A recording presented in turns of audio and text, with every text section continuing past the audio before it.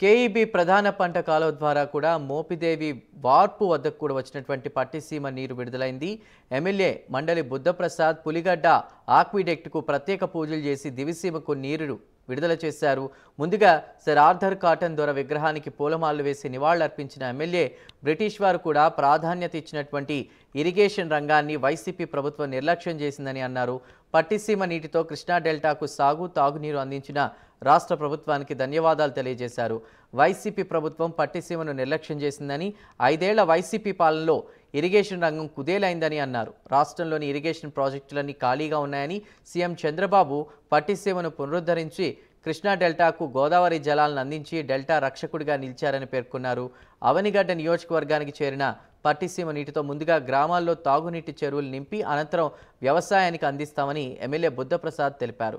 అంతేకాదు ఇదే సమయంలో వర్షాలు కూడా ప్రారంభం కావడం ఆనందదాయకమని, గత టీడీపీ ప్రభుత్వంలోనూ చంద్రబాబు ఇరిగేషన్ రంగానికి అత్యధిక ప్రాధాన్యత ఇచ్చారని తెలిపారు.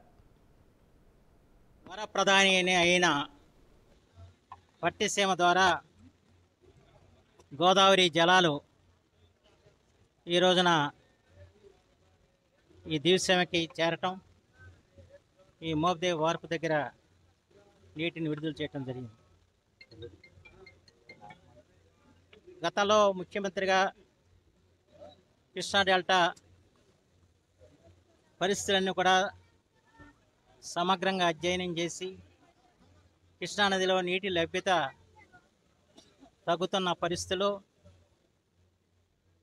పట్టిసీమ ఎత్తిపోతల పథకాన్ని ఆగమేఘాల మీద యుద్ధ ప్రాతిపదికన నిర్మాణం చేయించి కృష్ణా డెల్టాకి గోదావరిని తీసుకొచ్చిన ఘనత శ్రీ నారా చంద్రబాబు గారు.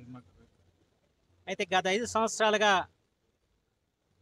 జగన్మోహన్ రెడ్డి ప్రభుత్వం పట్టిసీమని నిర్లక్ష్యం చేయటం, ఆయన ప్రతిపక్షంలో ఉన్నప్పుడు పట్టిసీమ వట్టిసీమ అని చెప్పారు. ఆ పట్టిసీమే ఈ రోజున కృష్ణా డెల్టాకి గతి అయిందన్న విషయం మనం గుర్తుంచుకోవాల్సిన అవసరం ఉంది. వరప్రధాని